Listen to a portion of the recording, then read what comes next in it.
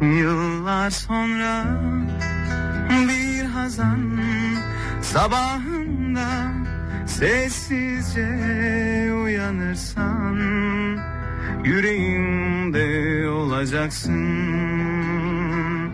İşte o an nerelerde duyacaksın. Vakit çok geç bitmiş olacak. Beni nerede bulacaksın? Bir defa kaybedersen belki bir daha bulamam. Seni şimdi istiyorum, yıllar sonra duyamam. Neredesin sen sabahım, en yürekten dualarım. Biliyorum doğacaksın,